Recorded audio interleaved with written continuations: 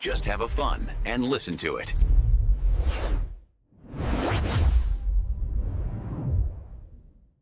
안녕하세요. 저스트 헵 펀 스토리 라디오 스테이션입니다. 네, 반갑습니다. 오늘 저희가 진짜 재미있는 기업 이야기 하나 가져왔습니다. 오, 어떤 이야기인가요? 한때 뭐랄까 전 세계를 거의 지배했던 엄청난 제품이 있었는데 그 그늘에서 벗어나서요. 아주 멋지게 다시 살아난 회사 이야기예요. 와, 극적인 부활 스토리인가 보네요. 기대됩니다.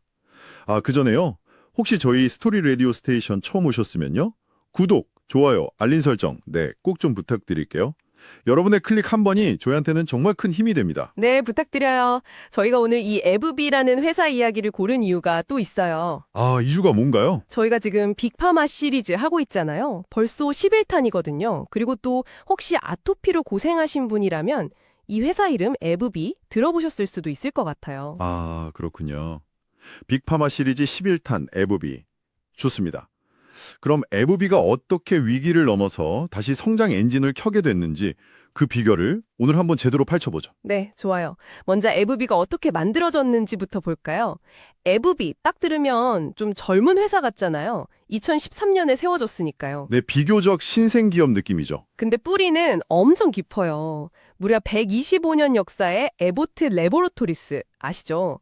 그 거대 계엄에서 분사해서 나온 회사입니다. 아, 에버트에서요. 들어봤어요. 거기서 왜 분사를 한 거죠? 목적이 있었을 텐데요. 딱 역할 분담을 한 거예요. 에브비는 이제 신약 개발, 그러니까 혁신적인 의약품 연구 개발에만 집중하고요. R&D 중심이군요. 회사였던 에보트는 의료기기나 진단키트 아니면 영양식품 사업 이걸 계속 맡기로 한 거죠. 선택과 집중. 효율적이네요. 처음 시작할 때 규모는 어땠어요? 이야, 시작부터 대단했어요. 예상 연매출이 180억 달러. 이게 우리 돈으로 하면 20조 원이 그냥 훌쩍 넘는 돈이에요. 20조요? 시작부터 엄청났네요. 그쵸. 목표도 좀 남달랐어요. 그러니까 바이오테크 기업의 혁신성 있잖아요. 그런 거랑 거대 제약사가 가진 노하우, 전문성 이걸 합치겠다. 약간 이런 포부였죠. 이상적인 조합인데요. 그럼 회사의 미션 같은 것도 좀 인상적이었겠어요. 네. 심각한 건강 문제를 해결하고 미래의 의학적 도전에 대처하는 혁신적인 의약품을 만들겠다. 이거예요. 멋지네요. 이게 그냥 말이 아니고요. 실제로 2024년에는 R&D 투자액만 108억 달러, 우리 돈으로 한 14조 원, 이 정도까지 늘렸다고 하니까요. 혁신에 정말 진심인 거죠. 14조 원 R&D 투자라 미래를 제대로 준비하는 느낌이네요. 맞아요. 제약회사는 그게 핵심이니까요. 근데 에브비 이야기를 하려면 이 약을 빼놓을 수가 없어요. 바로 휴미라. 들어보셨죠? 휴미라. 당연히 알죠. 한때 전 세계 매출 1위 아니었습니까? 정말 전설적인 약이죠. 그렇죠. 어느 정도였냐면요.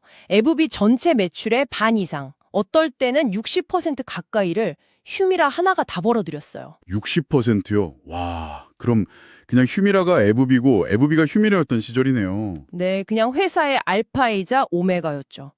정말 기둥 수준이 아니라 회사 그 자체였어요. 그런데 영원한 건 없잖아요. 어떤 위기가 찾아왔나요? 그렇죠. 2023년 드디어 미국에서 휴미라의 핵심 특허가 끝나는 시점이 온 거예요. 이걸 업계에서는 특허 절벽, 영어로는 페이턴트 클리프라고 불러요. 특허 절벽. 많이 들어봤어요. 네, 좀 더 정확하게는 독점권 상실, LOE, Loss of Exclusivity라고도 하는데요. 쉽게 말하면 이제 에비비만 만들 수 있었던 권리가 사라지는 거죠. 다른 회사들도 비슷한 약을 만들 수 있게 되는 거예요. 아, 독점 판매 기간이 끝난다. 그럼 이제 경쟁자들이 막 들어오겠네요? 바로 그거죠. 특히 휴미라 같은 생물 의약품의 복제약을 바이오시밀러라고 부르거든요. 바이오시밀러요? 제네릭이랑은 다른 건가요? 네, 비슷하면서도 좀 달라요. 화학약품 복제약이 제네릭이라면 바이오 의약품은 구조가 워낙 복잡해서 완전히 똑같이 만들기는 어렵거든요. 그래서 비슷하다, similar 하는 의미로 바이오시밀러라고 불러요. 효능이나 안전성은 거의 동등하게 만들지만요. 아하, 그렇군요. 근데 이 바이오시밀러가 왜 위협적인 거죠? 가격이죠. 오리지널 약보다 훨씬 싸게 나와요. 그러니까 특허가 풀리면 값싼 바이오시밀러들이 막 쏟아져 나오면서 오리지널 약 매출이 정말 절벽에서 떨어지듯이 확 줄어드는 거예요. 와, 상상만 해도 아찔하네요. 에브비 입장에서는 정말 회사 존립 자체가 흔들릴 수도 있는 상황이었겠어요. 네, 정말 심각한 위기였죠. 회사 전체 운명에 걸린 문제였으니까요. 그럼 에브비는 이 위기 앞에서 어떻게 했나요? 그냥 손 놓고 있진 않았을 거 아니에요. 당연하죠. 일단 첫 번째 전략은 시간 벌기였어요. 시간 벌기요? 네, 휴미라 바이오시밀러가 시장에 나오는 걸 최대한 늦추려고 했어요. 아주 공격적으로 법적 대응을 했죠. 특허 방어 전략을 펼친 거예요. 아까 말씀하신 그 바이오 시뮬러 못 나오게 막으려고요. 그렇죠. 암젠이나 삼성 바이오에피스 같은 회사들이 바이오시밀러 만들어서 출시하려고 하니까 에브비가 잠깐 우리 특허 아직 안 끝났어 하면서 특허 침해 소송을 막 걸었어요. 원래 특허 만료 예정 아니었나요? 핵심 물질 특허는 만료가 가까웠지만 제형 특허, 용도 특허 등등 수많은 관련 특허들을 거미줄처럼 엮어서 방어막을 친 거예요.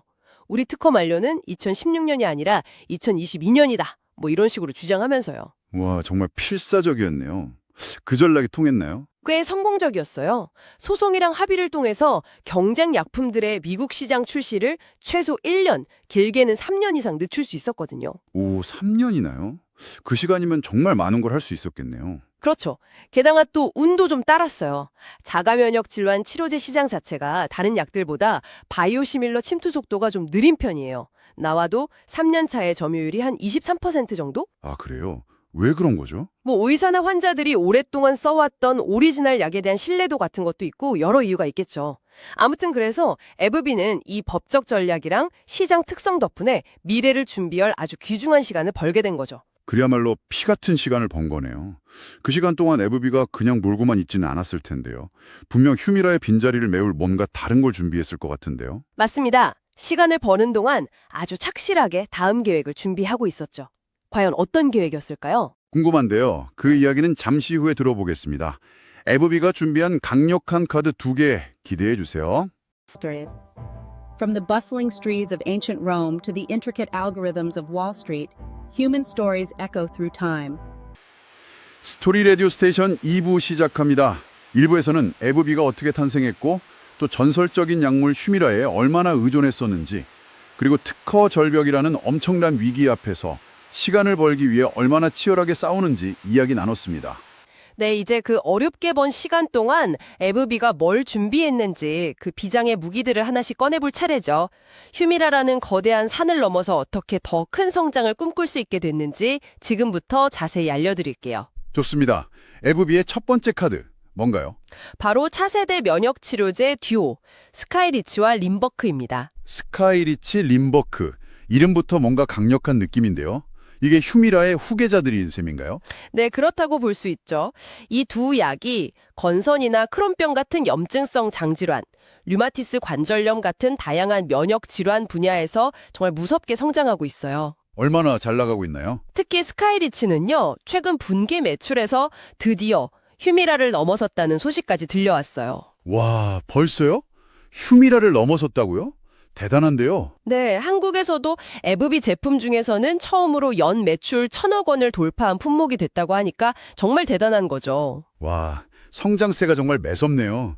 에브비 내부에서도 기대가 엄청 크겠어요. 당연하죠. 이 스카이리치랑 림버크, 딱 이 두 개만으로 2027년까지 매출 얼마로 예상하는지 아세요? 글쎄요. 무려 27억 달러. 우리 돈으로 하면 약 35조 원 이상을 예상한대요. 원래 예상치보다 60억 달러나 더 높여 잡은 거예요. 35조요. 두 개 약으로만?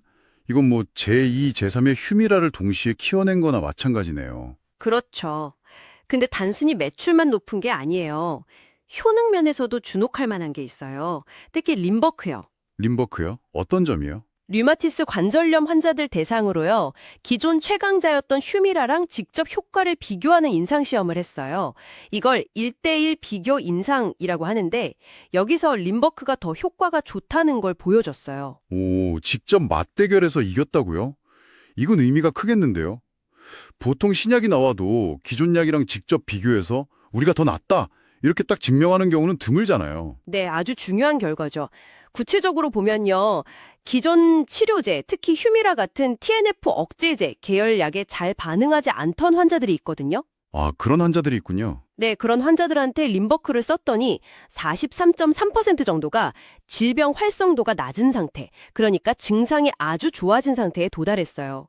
근데 휴미라를 쓴 그룹은 그 비율이 22.4%밖에 안 됐어요. 와, 2배 가까이 차이가 나네요. 여기서 TNF 억제제라는 말이 나왔는데 이게 뭔가요? 휴미라가 이 계열이라고 하셨죠? 아, 네, 좋은 질문이에요. 우리 몸에서 염증을 일으키는 여러 물질 중에 TNF-알파라는 단백질이 있어요. 이게 좀 주범 중 하나거든요. TNF 억제제는 바로 이 TNF-알파가 활동하는 걸 막아서 염증을 가라앉히는 약들을 말해요. 휴미라가 가장 대표적이었고요. 아하, 그럼 림버크는 그 TNF를 막는 거랑은 다른 방식으로 염증을 잡는 거군요. 그래서 TNF 억제제가 잘 안 됐던 환자한테도 효과가 있었던 거네요. 정확해요. 린버크는 JAK 억제제라고 해서 다른 경로를 차단하고요. 스카이리치는 또 달라요. 얘는 IL-23 억제제라고 해서 인터루킨 23이라는 또 다른 염증 유발 물질을 선택적으로 막아요. 아, 작용 방식이 다 다르군요. 그러니까 기존 치료의 한계를 느꼈던 환자들에게 새로운 옵션이 생긴 거네요. 그렇죠. 새로운 희망을 준 거죠. 자체 개발한 신약들로 이렇게 탄탄하게 준비를 했군요. 정말 대단한데요. 근데 이게 끝이 아니라면서요. 2번째 카드가 있다고요? 네, 두 번째 카드는 정말 스케일이 달라요. 초대형 M&A입니다. M&A요? 인수합병? 네, 2019년에요. 우리한테 보톡스로 너무너무 유명한 회사 있죠. 엘레간. 얼러간. 그 회사를 인수했어요. 보톡스 회사 엘레간요. 와, 얼마 인수했는데요? 금액이 약 630억 달러. 당시 환율로 우리 돈 73조 원 정도 됐어요. 73조 원이요? 네. 와, 정말 입이 떡 벌어지네요. 이건 뭐 회사의 운명을 건 도박 수준인데요? 그렇죠. 정말 어마어마한 금액이죠. 당연히 그냥 지른 건 아니고요. 아주 명확한 목표가 있었어요. 그 목표가 뭐였을까요? 역시 휴미라 때문인가요? 네, 핵심은 포트폴리오 다각화였어요. 휴미라 하나에 너무 의존하던 수익 구조에서 벗어나야 했잖아요. 특허 만료 충격을 완화하고 또 새로운 성장 동력을 확보하기 위한 아주 전략적인 선택이었던 거죠. 달걀을 한 바구니에 담지 않겠다. 이걸 실행에 옮긴 거예요. 엘러간을 인수해서 어떤 새로운 바구니, 그러니까 사업 영역을 얻게 된 건가요? 기존에 잘하던 면역학, 항암 분야 말고요. 크게 3가지 영역을 확 키웠어요. 첫째가 메디컬 에스테틱, 바로 미용 의료 분야죠. 보톡스랑 주비덤 같은 필러가 대표적이고요. 아, 보톡스랑 필러, 이건 뭐 워낙 유명하죠. 둘째는 신경과학 분야. 이게 보톡스가 미용 말고도 편두통이나 근육 경직 같은 치료 목적으로도 많이 쓰거든요. 이게 또 술술해요. 마지막으로 안과 질환 치료제 분야까지 사업 영역을 넓혔습니다. 그리고 보니 보톡스가 원래 치료 목적으로 개발됐다고 들었어요. 이게 미용으로 더 유명해진 거지. 그럼 이게 휴미라 매출 줄어드는 걸 메워주는 든든한 캐시카우 역할을 톡톡히 하겠네요. 바로 그거죠. 보톡스랑 주비덤은 이미 시장에서 브랜드 파워가 엄청나고 꾸준히 돈을 벌어다 주니까요. 에브비의 재무 상태를 아주 안정적으로 만들어주는 데 큰 기여를 하고 있어요. 실제로 인수 발표할 때 합병 첫 해부터 주당 순이익, EPS라고 하죠. 이게 한 10%에서 20% 이상 바로 늘어날 거다. 이렇게 예상했을 정도니까요. 아, 재무적으로도 아주 매력적인 인수였네요. 네, 그렇습니다. 정리해보면 자체 신약 개발이라는 내실 다지기와 초대형 M&A라는 외연 확장, 이 원투펀치로 위기를 기회로 바꾼 거네요. 정말 대단한데요? 네, 이 두 가지 전략 덕분에 에브비가 휴미라 특허 만료라는 그 큰 위기에도 불구하고 정말 놀랍도록 빨리 회복하고 있어요. 얼마나 빠른 건가요? 2025년에는 다시 한 자릿수 중반대의 견조한 매출 성장을 할 걸로 보고 있고요. 더 놀라운 건 휴미라 미국 독점권 상실 딱 2년 만인 2025년에 회사 전체 매출이 이전 최고 기록을 넘어설 걸로 본다는 거예요. 2년 만에요.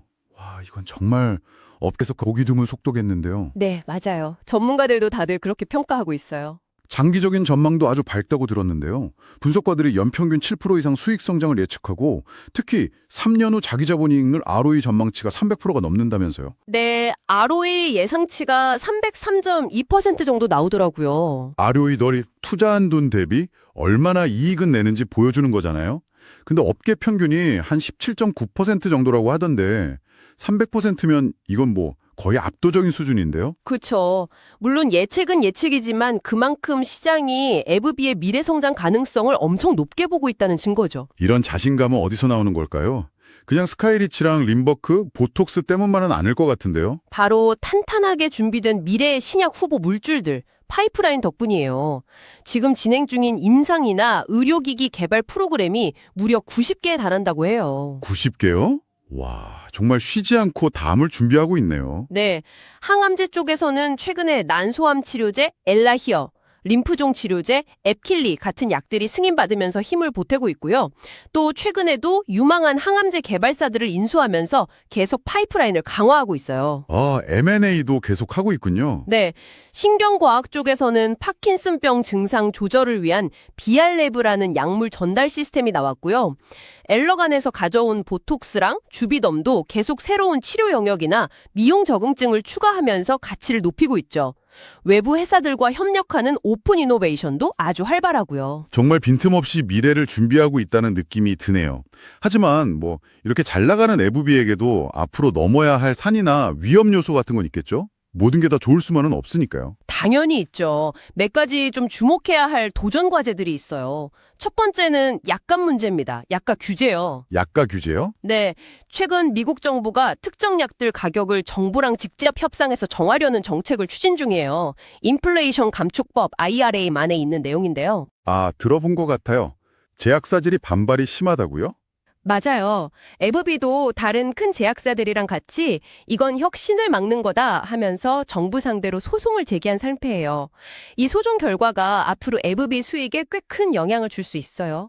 저희는 물론 이 소송에 대해 어떤 편을 드는 건 아니고요. 그냥 사실만 전달해드립니다. 중립적인 입장에서 지켜봐야겠군요. 또 다른 위험 요소는 없나요? 두 번째는 제약회사라면 늘 안고 가야 하는 거죠. 바로 특허 만료와 경쟁 심화 리스크. 아, 그렇죠. 영원한 특허는 없으니까. 네, 지금 잘 나가는 스카이리치나 림버크도 언젠가는 특허가 끝날 거고요. 그 전이라도 더 효과가 좋거나 싼 경쟁약 또는 바이오시밀러들이 계속 나올 수 있잖아요.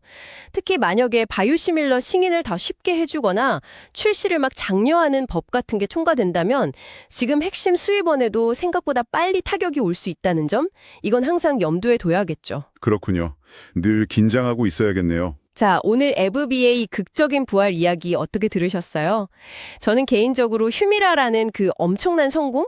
근데 어떻게 보면 그게 또 큰 부담이었을 수도 있잖아요. 거기에 안주하지 않고 정말 과감하게 R&D 투자하고 또 신의 한 수 같았던 엘레간 인수라는 전력적 결단. 이걸 통해서 위기를 정면으로 돌파하고 완전히 새로운 성장 스토리를 만들고 있는 모습이 정말 대단하다고 느꼈어요. 네, 진짜 위기를 기회로 만든 교과서 같은 사례 같아요. 핵심 성공 요인을 탁 정리해보면 차세대 면역 치료제, 스카이리치와 림버크의 성공적인 안착, 그리고 엘러간 인수를 통한 사업 다각화, 이 두 개의 엔진이 에브비 부활을 이끌었다, 이렇게 볼 수 있겠네요. 맞아요. 앞으로 이 성장세를 계속 이어가려면 아까 말씀드린 약가 문제나 또 그 90개나 된다는 파이프라인에서 계속 좋은 약들이 나와줘야 하는 과제가 남아있는 거고요. 오늘 에브비 이야기를 들으시면서 여러분은 어떤 생각을 하셨나요? 저는 때로는 우리한테 가장 중요하고 전부라고 생각했던 것, 그게 사라지거나 위협받는 순간이 올 때 오히려 그걸 발판 삼아서 더 크게 뛰어오를 수 있는 기회가 숨어 있을지도 모른다는 생각을 하게 됐어요. 네. 혹시 여러분의 삶이나 커리어에서 지금 가장 의지하고 있는 휴미라 같은 존재가 있으신가요? 그게 언젠가 사라질지도 모른다는 불안감, 그런 휴미라 절벽 같은 순간을 느끼고 계시다면 혹은 이미 마주하셨다면 여러분은 어떤 스카이리치나 림버크를 준비하고 계신가요? 에브비처럼 성공적인 전환을 하려면 뭘 고민하고 준비해야 할지 잠시 한번 생각해 보시는 것도 좋을 것 같습니다. 네, 오늘 저희가 준비한 이야기는 여기까지입니다. 즐거운 시간 되셨기를 바라고요. 저희는 다음 주에 더 재미있는 이야기로 돌아오겠습니다. 끝으로 구독, 좋아요, 알람 설정 다시 한번 꼭 부탁드릴게요. 지금까지 스토리 라디오 스테이션이었습니다. 감사합니다.